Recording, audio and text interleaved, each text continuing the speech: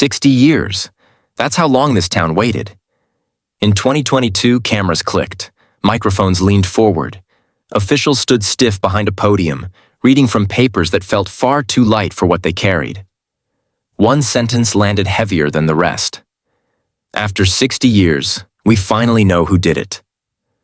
The room froze. Not because justice had arrived, but because it arrived too late. Some people closed their eyes. Others shook their heads. A few stared straight ahead, as if they'd been punched and didn't want anyone to notice. This wasn't relief. It was a delayed wound reopening in public. For decades, the question never left this place. It just went quiet. It waited in kitchens, in churches, in the spaces parents never filled with answers. And now, suddenly, the truth had a name. This wasn't history for them. It was memory. Elderly residents recognized the case before the speaker finished the sentence. They remembered the snow, the fear, the way parents stopped trusting the street outside their own doors. People had grown old carrying this. Some died without answers. Others lived long enough to hear them, and realized answers don't heal everything. The anger came next, because the man responsible didn't disappear. He didn't flee the country. He didn't vanish into darkness. He stayed close enough to blend in. The press wanted details. The community wanted accountability. But one question burned louder than all the rest. Who was he, and how did he walk free for so long? For 60 years, parents warned their children using fragments of this story. For 60 years, suspicion moved quietly from face to face, never landing where it belonged. This case wasn't unsolved because nobody cared. It stayed open because the truth couldn't speak yet. Now it could. And what it said shocked everyone. Stories like this don't warn you. Subscribe before the next one does. If you ignore cases like this, say why in the comments. This isn't about the past. It's about what happens when time protects the wrong person. It's about how ordinary lives can hide unforgivable acts. It's about how long communities carry pain when answers never come. And it's about a child whose name never aged, while the world around her did. We're going back. Not to sensationalize, not to rush, but to understand how this happened, and how close it really was. Before we dive in, drop a comment and let us know where you're watching from. We'd love to hear from you. If you enjoy true crime stories like this, don't forget to like the video, subscribe, turn on the notification bell, and share it with someone who'd love it too. Pennsylvania in 1961 moved at a slower, steadier rhythm. Mornings arrived without urgency. Afternoons stretched comfortably. Evenings belonged to families gathered around dinner tables, radios humming softly in the background. People trusted the routine. They trusted the sidewalks. They trusted each other. Front doors were often left unlocked, not out of carelessness, but confidence. Children walked alone without a second thought. Parents believed the streets would carry their sons and daughters safely from one place to the next, just as they always had. There was no constant tension in the air, no instinctive scanning of faces, no fear attached to the simple act of letting a child step outside. Safety wasn't something people discussed. It was assumed. Neighborhoods didn't just exist side by side. They functioned as one unit. Adults knew which houses belonged to which families. They knew whose child played piano, whose father worked late shifts, whose mother baked extra bread for Sunday mornings. If a child stumbled, someone helped them up. If a parent was delayed, someone filled the gap. The line between family and neighbor blurred easily. That closeness created reassurance. It made people believe nothing truly terrible could happen here, not in a place where everyone seemed to know everyone else. This belief didn't come from ignorance. It came from experience. Nothing like this had ever happened before. Marise Chiverella was 11 years old, and her presence felt larger than her size. She was dependable. The kind of child adults praised without hesitation. She followed schedules. She remembered responsibilities. She didn't need reminders to finish tasks or return on time. At school, teachers described her as focused and bright. She loved learning, especially music. Notes came easily to her, and she practiced with patience beyond her years. At home, she carried herself with quiet pride. She wanted to help. She wanted to be useful. When asked to do something, she did it carefully, not to impress, but because it felt right. To her parents, she wasn't just a daughter. She was reassurance. Proof that they were raising someone kind, capable, and safe in the world around her. On that March morning, Marise wore a red coat. It wasn't fashionable or new. It was practical, thick enough to keep out the lingering winter cold. Bright enough to be seen from a distance. The color mattered because it stood out against everything else. The gray sky, the dull pavement, the fading snow. It marked her clearly as a child moving through a familiar place. People noticed her because she was easy to recognize. That visibility felt protective. No one questioned it. No one worried what being seen might mean. Marise lived by routine, and that routine gave her parents peace. She left home when expected. She returned when expected. Her paths were predictable. Her stops were known. That Tuesday morning began like any other. There was nothing unusual in the air. No argument, no rushed goodbye, no lingering glance back toward the house. She had one task, a simple errand involving a box of canned goods meant for the local parish. It wasn't heavy enough to cause concern. It wasn't far enough to require company. She had walked that route countless times, so she stepped outside with confidence, believing she would be back before anyone even had time to worry. Looking back now, it's easy to search for signs. But in 1961, there were none. No parent stood at the window watching her disappear down the street. No neighbor felt a sudden urge to intervene. No instinct warned that something was about to break. Everything about that morning reinforced the belief that the world was still dependable. The danger hadn't announced itself. It didn't raise alarms. It didn't force attention. It simply existed quietly, unnoticed, while everyone else went about their day. As Marise walked away from her home, she passed a familiar face. An older neighbor tending to his walkway, preparing for another ordinary day. She waved. He waved back. There was no urgency in her step, no fear in her posture, no reason for concern. That brief exchange would later become a permanent memory. Not because of what it contained, but because of what it represented. It was the final moment before trust was shattered. The final moment before routine stopped being safe. The final moment before this town learned a lesson it never wanted to learn. At that exact moment, life continued uninterrupted elsewhere. Shops opened. Schools followed schedules. Conversations carried on without interruption. No one knew that by the end of the day, everything would change. No one knew that this sense of security would soon feel fragile, even foolish. And no one knew that this morning, so calm and ordinary, would become the dividing line between before and after. Tuesday, March 18th, began without friction. The sky was heavy with late winter gray, but nothing about the morning felt threatening. The air was cold, familiar, manageable. The kind of cold people dressed for without complaint. Inside the Chiverella home, the day followed its usual pattern. Breakfast came and went. Small conversations passed without significance. Shoes were put on, coats were pulled tight. Time moved forward without resistance. There was no raised voice, no hesitation, no sense of danger pressing in. This was a morning that didn't ask to be remembered. Marise moved with purpose, but not haste. She understood responsibility in a way that surprised adults. When something needed to be done, she did it. Not because she was forced, because she believed it mattered.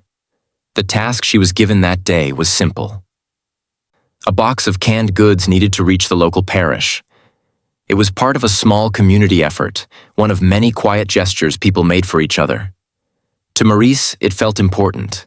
To her parents, it felt routine. They trusted her because she had earned that trust repeatedly. The red coat was buttoned carefully.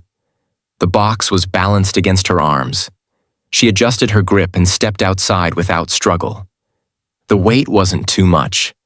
The distance wasn't too far. She had done this before. Her footsteps carried her down a street she knew well. A path etched into memory through repetition. Houses lined the sidewalk like silent witnesses, all of them familiar, all of them ordinary. Nothing along the route felt out of place. As she walked, Marise passed an older neighbor working near his front steps. He was salting the walkway, preparing for the thaw and refreeze that came with this time of year. She lifted her hand and waved. He waved back.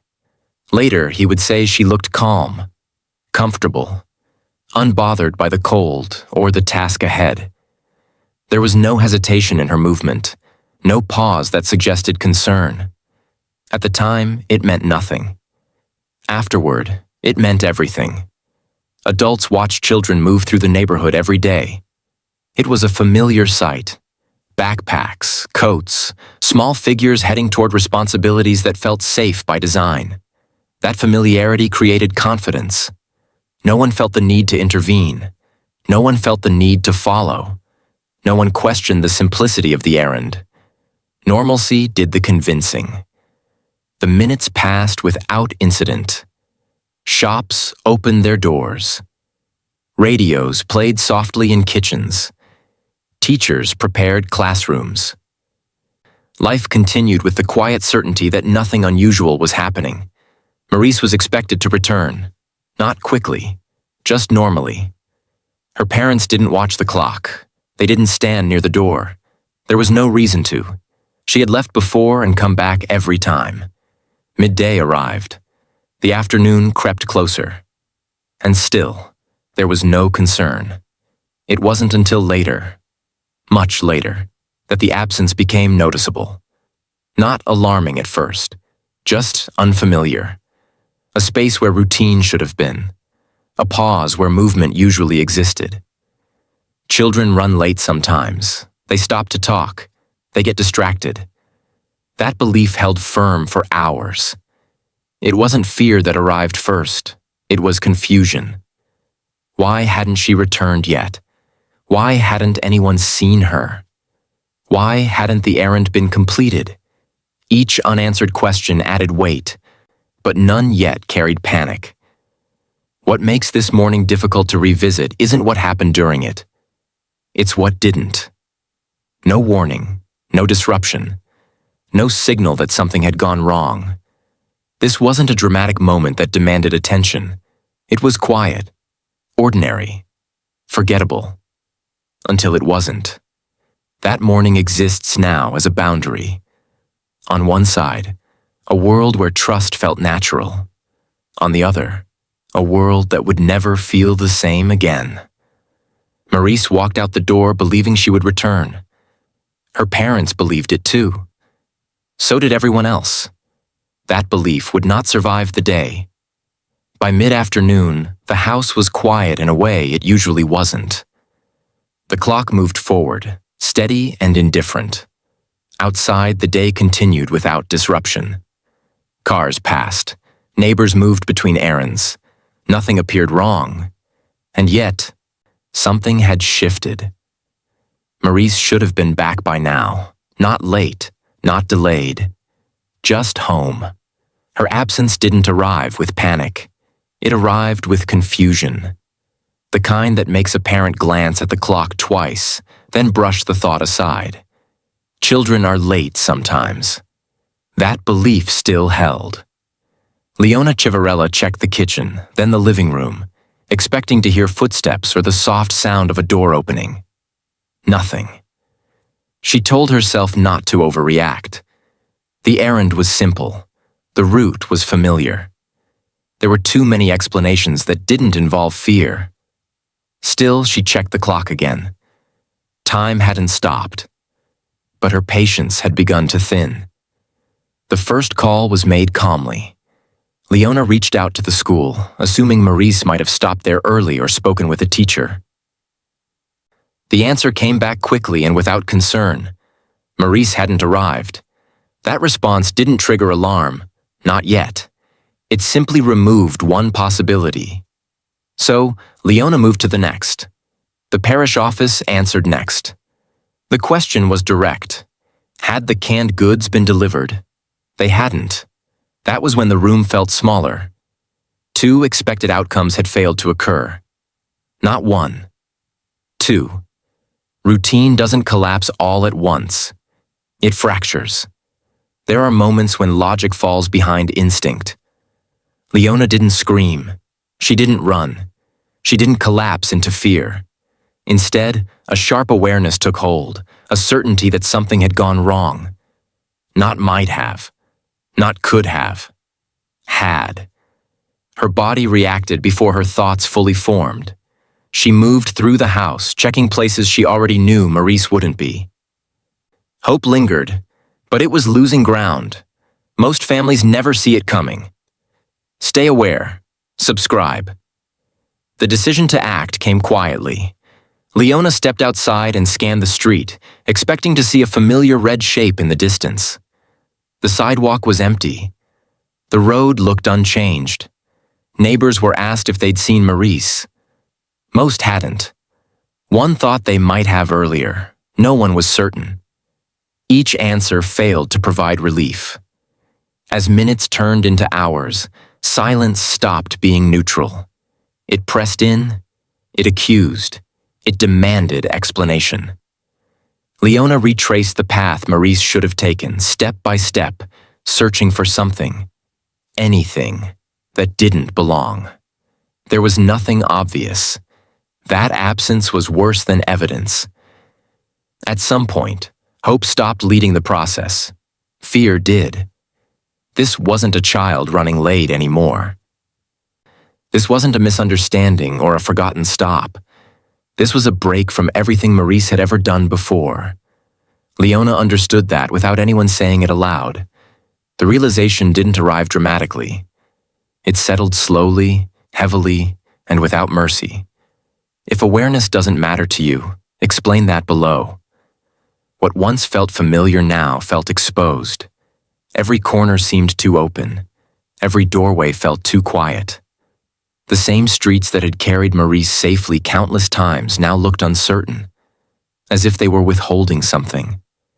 The sense of safety that defined this place began to slip, replaced by an urgency that could no longer be ignored. The call to authorities came not as a choice, but a necessity. It was the moment routine officially broke. From that point forward, nothing would be handled privately. Nothing would be simple. Nothing would return to the way it had been that morning. The line between before and after had been crossed, and everyone involved would feel its weight. As the sun lowered, the quiet concern inside one household prepared to spread outward. Neighbors would soon know. Officers would soon arrive. Searches would soon begin. But at this moment, right here, it was still just a mother standing in the gap between hope and certainty, realizing that the world she trusted had failed her child. The call set everything in motion. What began as a concern inside one home spread outward with speed. Officers arrived quietly at first, asking questions in measured tones, careful not to alarm more people than necessary. But concern doesn't stay contained for long in a close community. Neighbors stepped outside. Doors opened. Whispers moved faster than facts. Within hours, the search stopped being private. Authorities began where logic demanded they start. The route Marise was expected to take. Sidewalks were walked repeatedly. Alleys were checked. Yards were scanned for anything out of place. Volunteers gathered without being asked. Men still wearing work coats joined officers. Women offered flashlights, warm drinks, directions, guesses. Everyone believed the same thing, even if they didn't say it aloud. She had to be nearby. Children don't simply disappear. As daylight faded, urgency sharpened. Flashlights cut through the dark in narrow beams. Voices carried across fields and tree lines, calling Marise's name again and again, each repetition carrying more strain than the last. The cold deepened. Breath became visible. Hands stiffened. No one suggested stopping. There were no clear signs to follow. No dropped shoes. No broken box. No clear trail. That absence confused the searchers. Every step taken without discovery chipped away at certainty. The belief that Marise would be found waiting somewhere, cold, perhaps scared, but alive, began to weaken. Still, no one voiced it. Chief Inspector Alistair Vance arrived with experience shaped by years of ordinary cases. Disputes, thefts, local disturbances. This was different. He divided teams, assigned zones, expanded the radius. His voice was steady, but his eyes scanned constantly, searching for something to anchor the effort to. Nothing appeared. Hours passed with no progress. Each passing minute changed the math. Cold mattered more. Distance mattered more. Darkness mattered more. Hope didn't disappear, but it became fragile. Searchers began checking places no one wanted to check. Parents pulled children closer. Conversations lowered. Familiar streets felt altered, as if the night had claimed them. The search wasn't just for Marise anymore. It was a fight against an unnamed fear that had entered the town. People realized, slowly and unwillingly, that safety wasn't guaranteed. Morning arrived without relief. Searchers looked exhausted, their movements slower, their voices hoarse. New volunteers replaced those who had been awake all night, bringing fresh energy and fresh denial. Daylight revealed what darkness had hidden, but it didn't deliver what everyone wanted. There was still nothing. The search widened. Wooded areas were checked. Remote paths explored. Locations people rarely visited were suddenly treated with urgency. Each expansion carried an unspoken message. We should have found her by now. It became harder to maintain optimism. Officers exchanged looks instead of words. Volunteers searched with less conversation, more focus. Hope had not vanished. But it was no longer loud. Late that morning, the call came in. A location had been found. Not a person. A place. An area known for discarded waste, far from the neat sidewalks and familiar homes where Marise had been last seen. Searchers were redirected. Officers moved faster. No one spoke on the drive there. The scene told its own story. This wasn't a place a child wandered into by accident. It was isolated, cold, unforgiving. The search had reached its end, but not its goal. What they found would follow them for the rest of their lives. The effort had been massive. The response had been immediate. The community had shown up. And still, it wasn't enough. The search did not fail because no one tried. It failed because someone had acted with intent. That truth settled heavily over everyone involved. Word spread quickly. People stood in doorways waiting for confirmation they already feared. Conversation stopped mid-sentence. Faces hardened. The search was over. What came next would change this place forever. The location sat far from the tidy streets people trusted. It wasn't part of anyone's daily routine. Few had reason to go there unless work demanded it. The ground was uneven, scattered with debris from years of neglect. Cold air settled heavier here, untouched by warmth or familiarity. This wasn't a place children wandered into. Officers recognized that immediately. As vehicles slowed and stopped, conversation ceased. Searchers stepped carefully, no longer calling out names. The urgency that had driven the night before gave way to caution. Every movement felt deliberate, restrained by the weight of possibility. No one rushed forward. No one needed to. Something about the stillness made the truth unavoidable. When Marise Chiverella was found, there were no shouted commands, no dramatic reactions, no chaos, just silence. The kind that forces people to look away because looking too long feels wrong. Officers understood immediately that the search was over. The goal that had guided every step through the cold night was no longer possible. This wasn't relief. It was arrival at something permanent. The first priority was distance.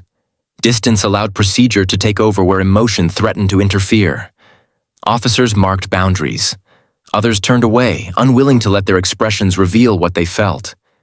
Marise was no longer a missing child. She had become a case. That transformation, necessary, clinical, carried its own cruelty. Her red coat was not where it should have been. The box she carried had been disturbed. Items meant for charity lay scattered, stripped of their original meaning. These absences spoke louder than presence. They told investigators that what happened here had not been accidental. It had not been quick. And it had not been kind. No one needed to say that aloud. Some officers stood still longer than required. Others focused too intensely on small tasks, adjusting gloves, checking notes, anything to avoid lifting their eyes again. Later, many would admit that this scene followed them home. Not as images, but as a feeling that returned without warning.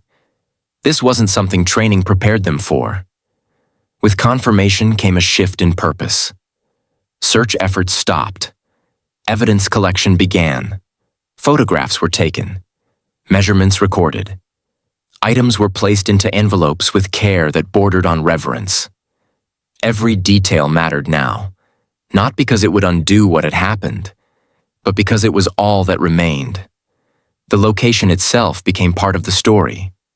Remote, isolated, chosen. It suggested planning. It suggested familiarity. It suggested that whoever was responsible knew where they were going, and why. This wasn't a crime of opportunity.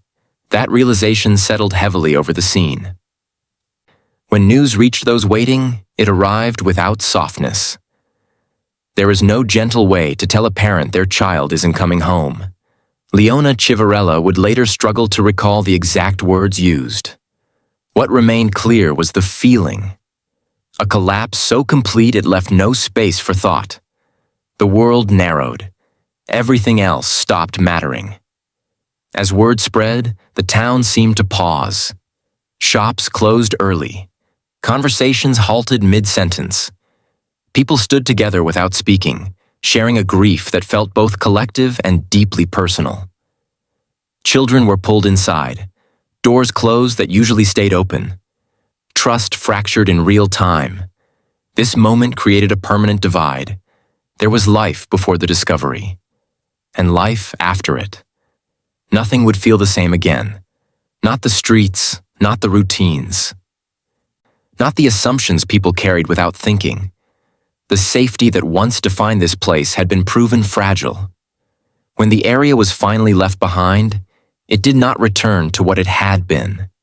It became a reference point, a place mentioned in lowered voices, a reminder that the worst outcomes weren't abstract.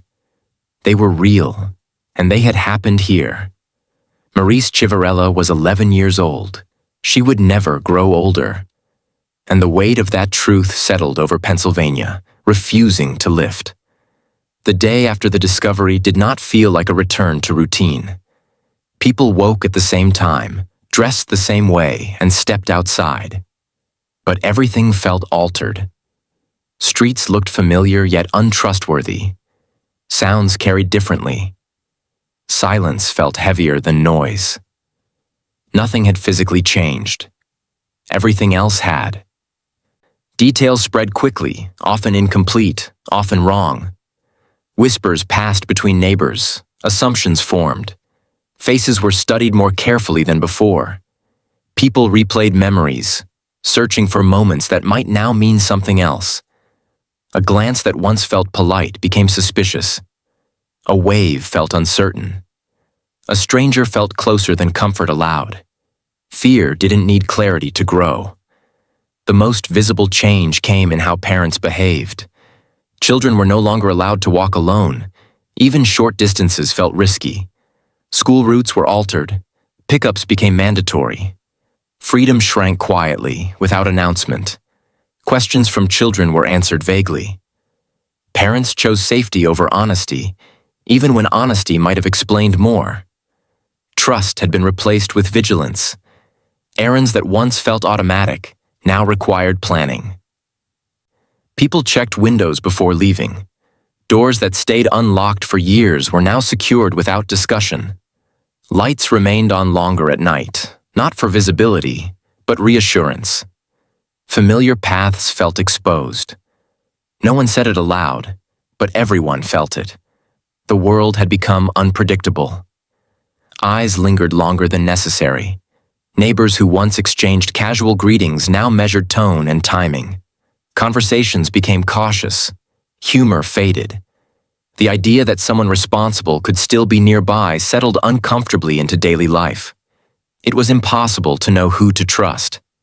And that uncertainty was its own punishment. The image of Marise's red coat did not fade. People thought they saw it at a distance, in reflections, in crowds. Each time the realization came quickly, and painfully, that it was only memory playing tricks. The color became a symbol without permission, a reminder that innocence could be taken without warning. Parents noticed their children avoiding bright clothing. No one explained why. Nights stretched longer than before. Windows were checked repeatedly. Sounds that once blended into the background demanded attention. Sleep arrived late, if at all. Some residents kept radios on, filling the quiet with noise to avoid sitting alone with their thoughts. Others preferred silence, believing they might hear something important. No one truly rested. Playgrounds emptied. Parks lost their laughter. Benches sat unused. Spaces meant for gathering now felt risky. The absence of children in these places was noticed immediately. Their silence carried meaning. The town had lost something that couldn't be easily named.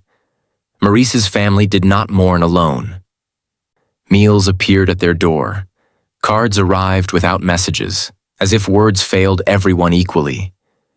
People stood nearby, unsure how to help but unwilling to disappear. This wasn't distant sympathy. It was personal. Parents looked at Marise's family and imagined themselves in that position. A thought they tried, unsuccessfully, to suppress. The lack of resolution intensified everything. There was no suspect to blame, no arrest to discuss, no explanation that offered closure. The unknown filled that space. Speculation grew. Doubt followed. Each unanswered question stretched fear further into daily life. Weeks passed, then months. Outwardly, life continued. Inwardly, nothing reset. The town adjusted, but it did not recover. Changes made in response to fear became permanent habits. Parents never fully relaxed again. Children never fully regained the freedom they once had. This wasn't a temporary reaction. It was a transformation. Sleep returned eventually, but not deeply. The town remained alert, cautious, guarded. What happened to Marise Chiverella didn't fade into history. It embedded itself into behavior, shaping decisions quietly, persistently. This city learned something it never wanted to learn. Safety could not be assumed. And once that knowledge settles in, it never truly leaves. Once the shock settled, the work began. The investigation moved forward under the weight of expectation. A child had been taken. A community demanded answers. The responsibility now rested with a system that, in 1961, was not built for crimes like this. Officers shifted from presence to process. Reports were written. Timelines constructed. Statements gathered. Everything that could be done was done, within the limits of the era. The location where Marise was found offered few clear leads. Wind had passed through the area. Foot traffic from searchers had already disturbed the ground. What remained had to be handled carefully, slowly, with patience that bordered on frustration. A few strands of hair were recovered.